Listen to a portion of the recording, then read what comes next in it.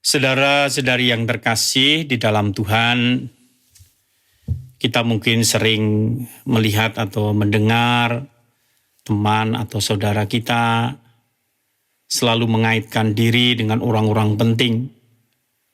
Sebenarnya tujuannya adalah supaya juga orang yang mendengarnya pun juga terkesan bahwa dia pun juga menjadi orang yang penting.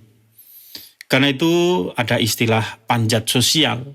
Ya, orang-orang yang baru biasanya mengaitkan dengan orang yang secara sosial dia mempunyai derajat yang tinggi, mungkin karena keterkenalannya atau mungkin kekayaannya, sehingga dia pun diharapkan juga ikut terangkat secara sosial. Dan itu juga tidak hanya di luar, tetapi juga di dalam gereja kita bisa seringkali mendengar bahwa orang ini kenal dengan banyak romo, kenal dengan banyak uskup, bahkan ketika pernikahan banyak imam dan uskup yang datang. Ya tentu semuanya itu dengan tujuan bahwa mungkin mengharapkan juga bahwa berkatnya semakin banyak. Tetapi sebenarnya ya sama saja, tetap perkawinan menjadi sah ya kalau mengucapkan janji di hadapan petugas resmi gereja.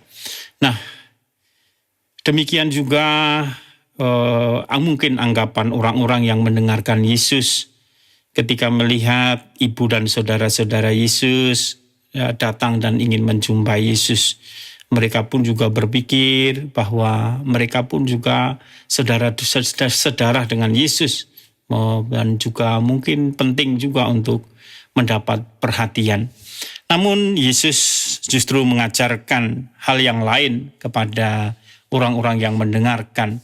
Sambil menunjuk ke arah murid-muridnya, Yesus mengajarkan bahwa siapakah ibu dan saudara-saudaraku, dan inilah ibu dan saudara-saudaraku, mereka yang melakukan kehendak Bapa-Kulah di surga. Dialah saudaraku, dialah saudariku, dialah ibuku.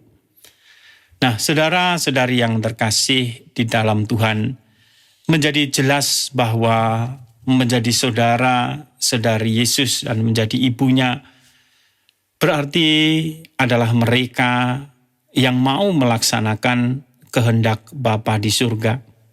Seperti Tuhan sendiri, Dia datang juga ingin melaksanakan kehendak Bapa.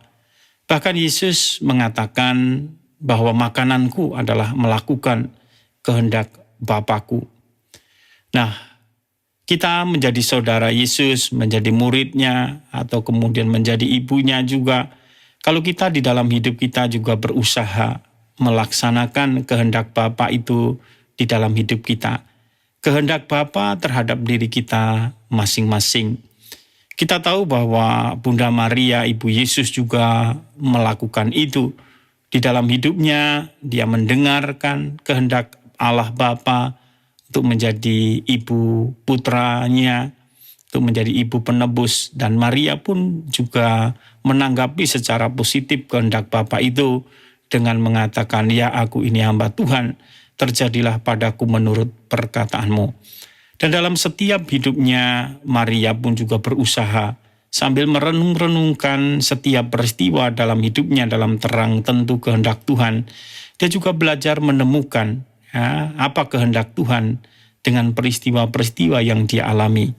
Dan dia selalu percaya bahwa Tuhan punya rencana dan kehendak di dalam hidupnya yang kadang belum bisa dimengerti, tetapi dia tetap mengamini, tetap mengiyakan, dan belajar melaksanakan kehendak Tuhan.